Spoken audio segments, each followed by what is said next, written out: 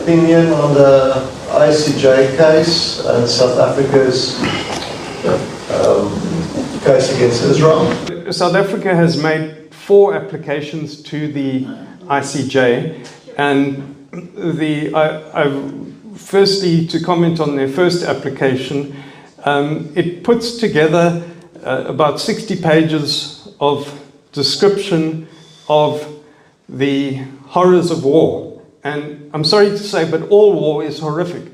Okay, and I don't like war, but that is something which one doesn't have a choice with until Jesus returns. There are going to be wars, and if you don't fight a defensive war, well, you get wiped out by your opposition in the war. The challenge is to try and conduct that war in a way that causes the least destruction and the least killing of innocent human life.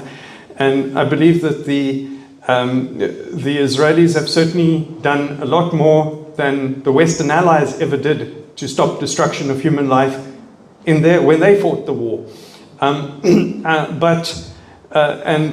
South Africa has twisted the meaning of the genocide, the terms in the Genocide Convention, in a way that is absolutely ridiculous. So, for example, the Genocide Convention talks about preventing pregnancy. Now, that is, as I understand it, meant to mean you are you are trying to do population control to stop people from giving birth. Okay, the way they've interpreted it is that people, because the hospitals are closed, well, then people are giving birth under dangerous conditions. That is not what the Genocide Convention was meant to mean. And you know, just about everything else in the set of allegations is applicable to every other war in the world, but they focus in on that war, and then they now call it a genocide, which is completely unreasonable. Further, that they've now approached them 3 times and got an answer each time no. Now, there's a principle in law in which you are supposed to accept the result of what the court said, not keep going back to the court. You're not allowed to do that in South Africa. Keep going back to the same court and ask them the same thing, which is exactly what South Africa has done, without substantial changing of facts. And so the court said them no the second time and the third time. All they said the first time, and it was totally misreported in the media, but what the court said is, you mustn't commit genocide, okay? Which the Israelis said, yes, we're not going to commit genocide, we can carry on. But that was reported back by Minister Pandor to the, amazingly, the biggest mosque in Cape Town. Now, why is the Minister of Foreign Affairs reporting back to the mosque in Cape Town about the ICJ? Okay, that doesn't make sense, okay? No, and she then said to the mosque that she interprets that to mean that they must full stop the war in Gaza. And then the Imam in his next service talks about how he looks forward to the liberation of Jerusalem in our lifetime. Okay? So now, since when is a religious group supposed to be controlling the South African government, who is now taking something to the World Court? Something very suspicious going on there. Right? And secondly, Minister Pandor and the international media completely misinterpreted what the ICJ said the first time round, and then so they make out that Israel is not abiding by it, which it actually was quite reasonably abiding by it. But now, more recently, the ICJ made the 4th ruling, which is more narrowly prescribed, but in which it opposes the current offensive in Rafah. And that again was interpreted by the international media as an absolute instruction that they may not go into Rafah. But if you look at the judgments, which I've read through, the opinions of the individual justices in that, 4 of the justices specifically interpret that to say that they believe Israel should have some rights to continue fighting Hamas, okay, provided that they do not commit genocide. Now, the 4 judges interpret that differently. 2 of the judges interpreted it exactly the same way as the earlier judgments, so that would just be interpreted as a repeat. So long as you don't commit genocide, you can go into Rafah. The one judge, the South African judge, interpreted that to mean that he would condone a sort of a limited hostage rescue operation, but he wouldn't condone kind of conducting a war into Russia. And the third judge seemed to interpret that as being, you can, you can go into Rafah, but the situation needs to change from what it is in the moment with more protection of civilians. Now, my question for the ICJ is if you can't get agreement amongst your own committee of judges that wrote that opinion as to what it means, and you put it out as ambiguously, like, that's not helpful. I mean, that's actually just like bad law. Okay?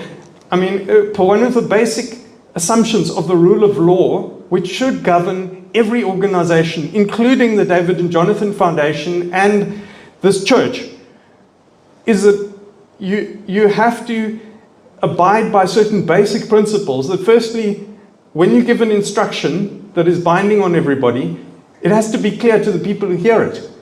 And if those 4 judges cannot agree on what this means, and the wording itself is ambiguous, then that's not following the rule of law. Because then you're going to the situation of sort of a dictator who rules by whim. And he changes his interpretation. Then it's not binding on everybody. It's unequal. Then furthermore, it's not. They don't seem to be applying this equally to all the other wars in this situation. Because now, for example, Saudi Arabia has just imposed a food embargo on Yemen, where you've had reportedly, up to a famine of up to 100,000 people. Much worse than what's going on in Gaza, but that's not reported in the world media. You've also got about 100,000 people killed there. That's not reported. The ICJ is not interested in that. Likewise in Ethiopia. So the thing is that I think that war is terrible. I would love all wars to go away. Look forward to the return of Christ when all wars will go away. But realistically, until then, they're not going to go away. And one has to fight them in accordance with international law in a reasonable manner. But this, to me, this is just it's politicization of the ICJ for something it was not supposed to be used for. And the ICJ itself has really messed up the case by entertaining the same thing for the 4th time and putting out a statement which is completely unclear. So it's going to be now debated for the rest of history as to whether or not Israel complied with that. And in the meantime, it's very murky. Can I just find out why is that the one judgment that was made was bring back the hostages, give back the hostages immediately and without negotiation, and nobody cares about it, you don't even hear about it. Wasn't that a very specific injunction there? Well, I think there's 2 things there. Firstly, Hamas is not a signatory to the Genocide Convention. It's openly boasting about the fact that it wants to commit genocide on multiple occasions. And they are not going to listen to the ICJ. The only people they're going to listen to is the Israeli military. So it's, it's actually meaningless. And I think that the only reason why the ICJ put that in there is in order to sort of soften the blow and make it seem as if they're being even-handed. Because really, it doesn't matter what they say, Hamas is not going to listen to them. So it's a little bit arbitrary. But I also think that parallels the other crazy thing which just happened in the last week, which is the International Criminal Court. And that is a different court with a different treaty, which issued an instruction for the arrest of certain Israeli leaders, military and political leaders, plus the arrest of certain Hamas leaders. Now, one can look at this, there's a huge substantive difference between the two, but to me, it's just plain politics that they did the two at the same time to make it seem as if they're being even-handed. The reality is that, nobody is going to listen to their instruction regarding Hamas. The only constraint is on Hamas is what Israel does to them. And so it's just smoke and mirrors, in my opinion.